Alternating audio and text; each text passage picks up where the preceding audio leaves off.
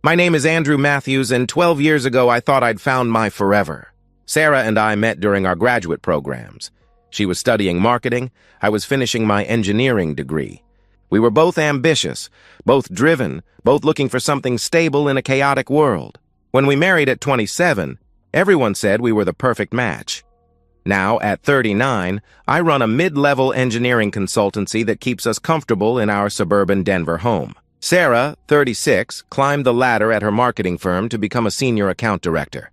We have the kind of life people Instagram about, weekend hikes, dinner parties with friends, a mortgage we can actually handle, and 2 cars that aren't falling apart. For the past 8 months, we'd been trying for a baby. Not desperately, not with charts and ovulation kits, but naturally, hopefully. Sarah would joke about converting the home office into a nursery, and I'd already started researching the best school districts.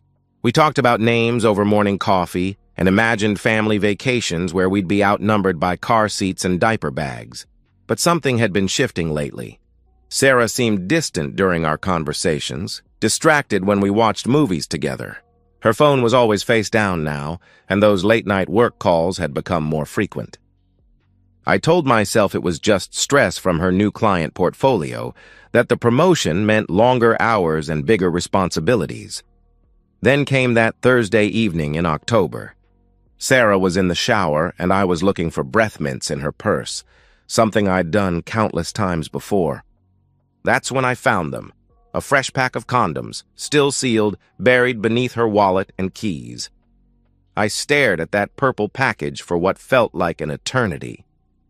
We'd been actively trying to conceive for months. Why would my wife, who wanted nothing more than to start a family with me, have condoms in her purse? The rational explanations felt hollow even as I tried to convince myself. Maybe she bought them for a friend. Maybe she grabbed them by mistake.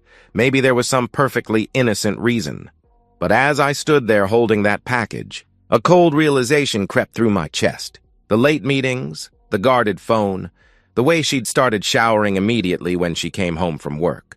The pieces weren't forming a picture I wanted to see, but they were forming one nonetheless.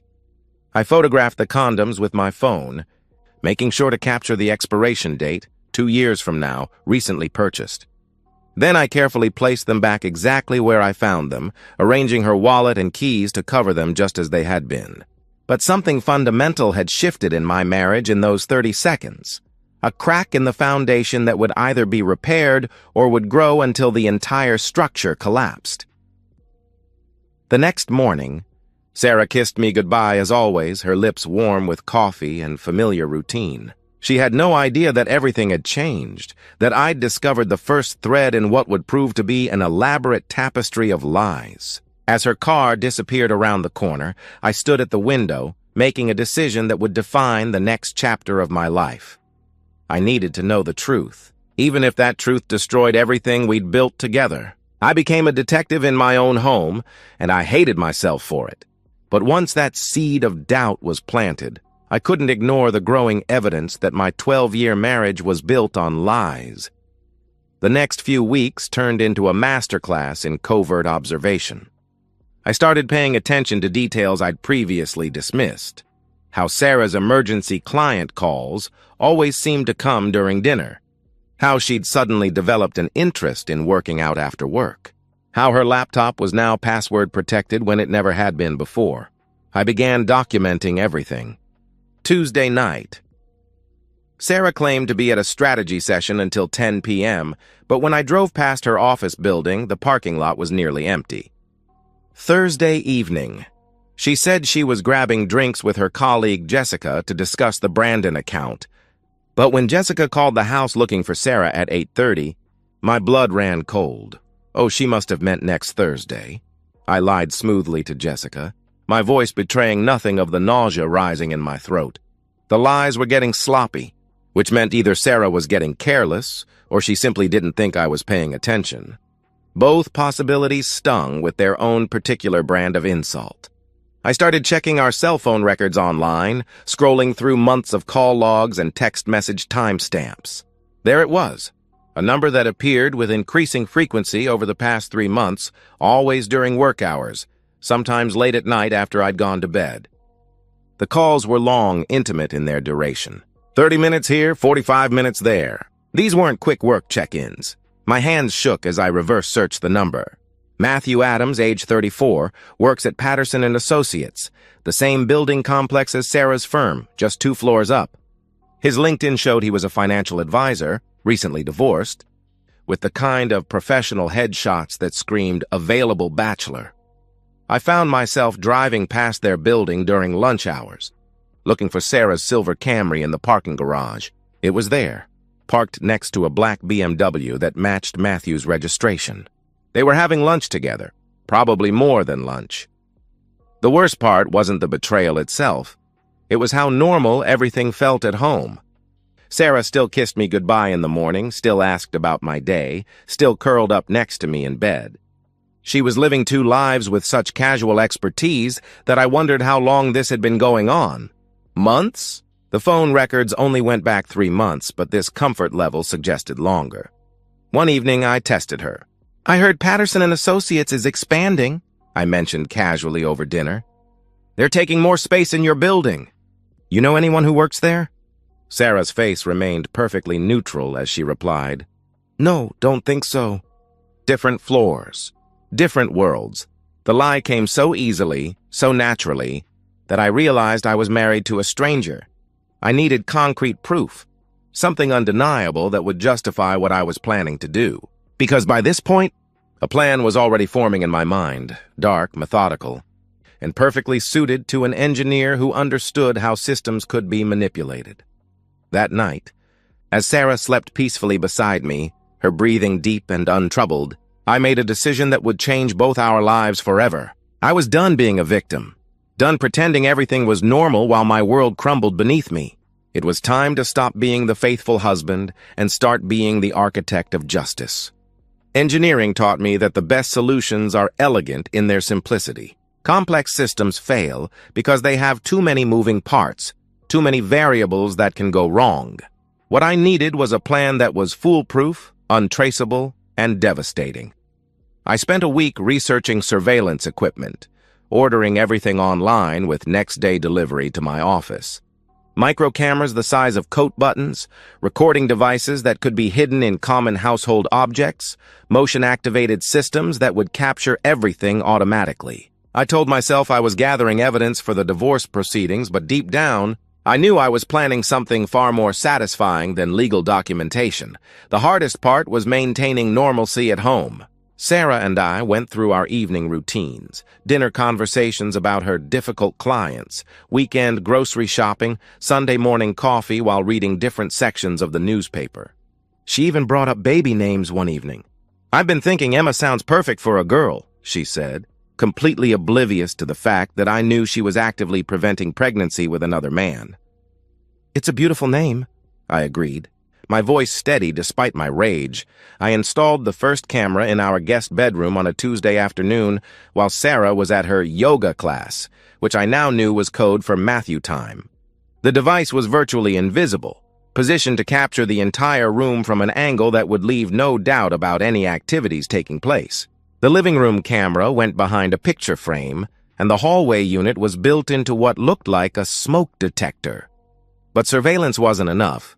I needed something more personal, something that would make them both understand. The depth of their betrayal on a visceral level, that's when I remembered the capsaicin powder I'd bought years ago. For a gardening project, a natural deterrent that was supposed to keep rabbits away from our vegetable plants. The powder was essentially concentrated pepper extract, invisible when mixed with the right lubricant, and completely undetectable until it came into contact with sensitive mucous membranes. I bought a fresh pack of condoms identical to the ones I'd found in Sarah's purse. Using a medical syringe, I carefully injected a small amount of diluted capsaicin solution into each one, then resealed the packages with a heat gun that made the tampering invisible. The solution was precisely calibrated, enough to cause significant discomfort and panic, but not enough to cause permanent damage. I wasn't trying to maim anyone, just deliver a message they'd never forget. The final piece of the plan required perfect timing. I needed Sarah to use those specific condoms, which meant I had to create the right opportunity without raising suspicion. The engineering conference in Seattle was perfect, a real event that would provide genuine documentation of my absence. I registered immediately, even posted about it on social media, creating a digital trail that proved I was 400 miles away when everything went down. 2 days before my departure, I carefully replaced the condoms in Sarah's purse with my modified versions. She never checked the package closely. Why would she? They looked exactly the same, felt the same weight, bore the same brand markings. I also set up remote access to all the surveillance cameras through a secure app on my phone. From my hotel room in Seattle, I'd have a front row seat to whatever happened in my house while I was gone. The night before I left, Sarah seemed almost excited. "I'll miss you," she said, kissing me with more enthusiasm than she'd shown in months. "It's only 3 nights," I reminded her, playing the devoted husband one last time. As my plane lifted off toward Seattle, I felt a strange mixture of anticipation and dread. In 48 hours, my marriage would be over, but justice would finally be served. The Grand Hyatt in Seattle became my command center for the most important surveillance operation of my life. I'd attended exactly 2 conference sessions, just enough to establish my presence. But my real focus was the tablet propped up on my hotel desk, displaying 4 camera feeds from my house in Denver.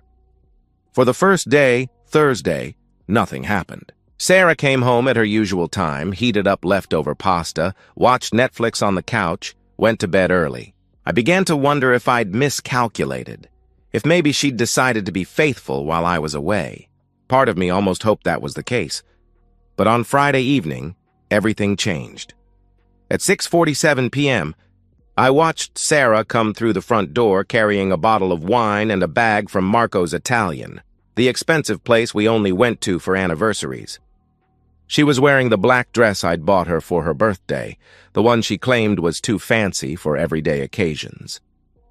She'd clearly planned this evening with more care than she'd put into our last 5 date nights combined.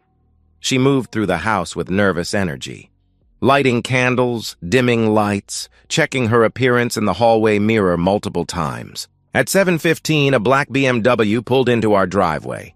Matthew Adams stepped out wearing a business suit and carrying flowers, yellow roses, which I happened to know were Sarah's, favorites because I'd been buying them for 12 years. Watching him walk up to my front door with flowers for my wife was the moment I truly understood what rage felt like. It wasn't the hot, explosive anger I'd expected. It was cold and precise, like liquid nitrogen flowing through my veins. Sarah opened the door before he could knock, throwing her arms around him with an intimacy that made my stomach clench. They kissed on my doorstep, not a quick, guilty peck, but a deep, passionate kiss between people who'd been doing this for a long time. They moved to the living room, and I watched them share wine and conversation with the easy comfort of established lovers. Matthew made Sarah laugh in ways I couldn't remember seeing in months. She touched his arm, played with her hair, exhibited all the flirtatious behaviors that had once been reserved for me. At 9:20 p.m., Sarah took Matthew by the hand and led him toward the guest bedroom.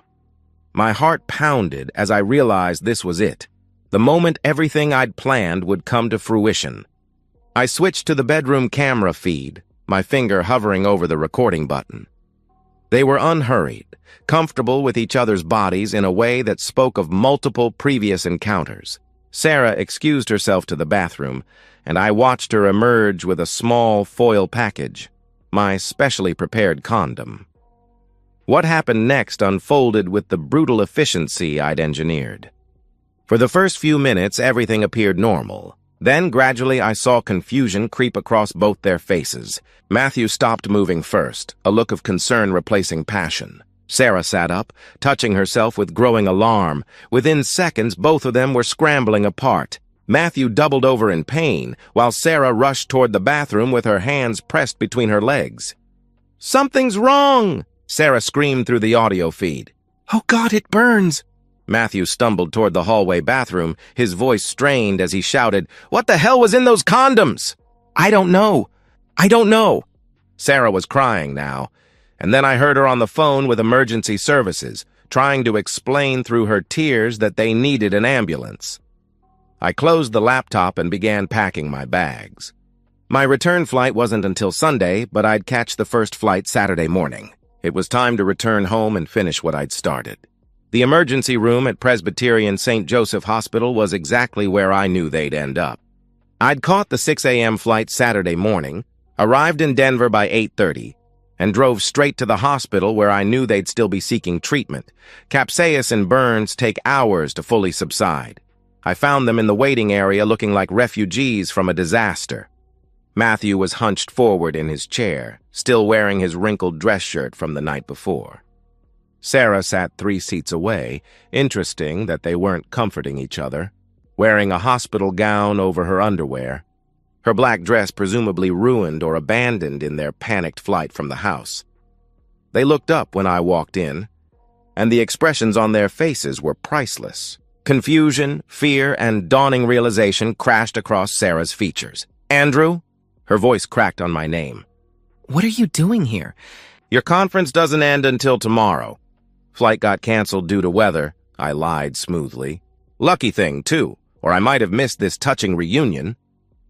Matthew started to stand, probably to leave, but I held up a hand and said, "Please don't go on my account. I think we all need to have a conversation." Sarah was shaking her head, trying to construct some narrative. "This isn't what it looks like, Andrew. Matthew and I were just in my guest bedroom." I completed her sentence calmly. "Using condoms while we're supposed to be trying for a baby? Because that's exactly what it looks like, Sarah." The silence that followed was deafening. Other patients in the waiting room were starting to stare, but I didn't care. I reached into my briefcase and pulled out a manila envelope.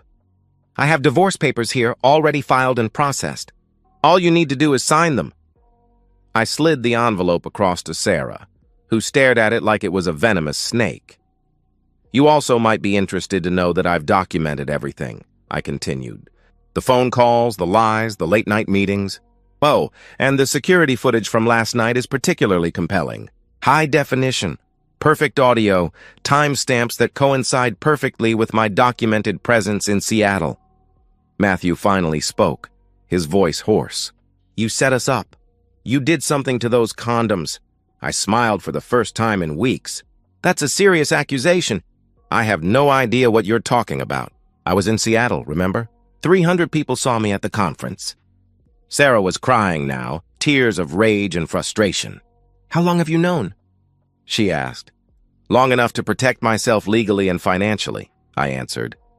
"The house is in my name, as are most of our major assets. The prenup you signed 12 years ago is about to become very relevant." I stood up and straightened my jacket. "There's one more thing you should know.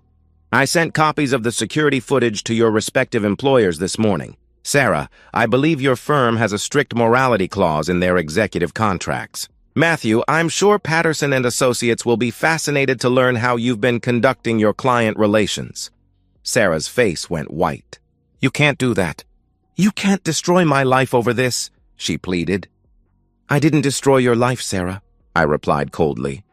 "You did that yourself the moment you decided our marriage vows were optional." I turned to leave, then paused. "Oh, and don't bother coming home. I've changed the locks and had your belongings packed. They're in storage, Unit 247. The key is with the divorce papers." As I walked away from the hospital, I felt something I hadn't experienced in months. Peace. 6 months later, I'm writing this from my new downtown apartment, a sleek 2-bedroom unit with floor-to-ceiling windows and a view of the mountains. It's smaller than the house Sarah and I shared, but it's mine. Completely, legally, undisputedly mine. The divorce was finalized in record time.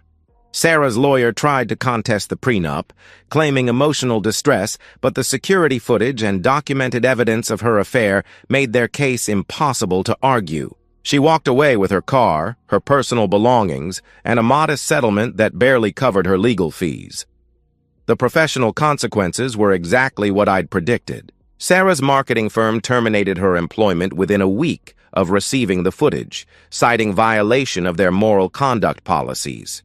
Her reputation in Denver's marketing community was destroyed overnight. Matthew didn't fare much better. Patterson and Associates discovered he'd been using company time and resources to conduct his affair. He was fired for misappropriation of company assets and breach of professional conduct. Last I heard, he'd moved back to California to live with his parents while he rebuilt his career. The capsaicin burns healed within a few days, but the humiliation lingered much longer. Sarah called me exactly once, 3 weeks after the hospital confrontation. "We ended it," she said without preamble. "Matthew and I, it's over." "I'm supposed to care?" I asked. "I just thought you should know," she replied quietly. "The whole thing wasn't worth losing everything." "No," I agreed. "It wasn't." "How did you know?" she asked. "About the condoms, I mean. How did you know to—" "Good night, Sarah," I said and hung up. My business has actually grown since the divorce. Word got around about what happened. Not the details of my revenge, just that my wife had cheated and I'd handled it cleverly. Other men started seeking me out, referring clients to my firm. There's apparently a brotherhood of betrayed husbands who respect methodical justice over emotional outbursts. I've started dating again, though cautiously. The woman I'm seeing now, Rebecca, is a divorce attorney who appreciates both my story and my approach to problem solving. She calls me refreshingly honest about my trust issues. Do I regret what I did? Not for a second. Sarah and Matthew made their choices with full knowledge of the consequences. They gambled with my marriage, my future, my dreams of fatherhood, and they lost. Sometimes people ask me if I think my revenge was excessive. I tell them that infidelity is emotional terrorism. It destroys not just the present, but the past and future as well. What I did was proportional justice. They stole my life. So I gave them consequences that would reshape theirs permanently. Engineering taught me that every system has pressure points, places where minimal force can create maximum impact. Marriage, as it turns out, is no different. But now I'm building something new, with better materials and a better blueprint. And this time, I'm the only one with the keys. And so, we've reached the end of today's story. Was it what you expected, or did it take a twist you didn't see coming? I'm curious to hear your thoughts. Share them in the comments below, and let's get a conversation going. If this story kept you hooked, make sure to hit that like button. And if you're new here or just haven't subscribed yet, now's the perfect time to join our community. I bring you fresh, captivating stories every day, so click that subscribe button and turn on notifications so you never miss out. Thanks for watching, and I'll see you in the next one.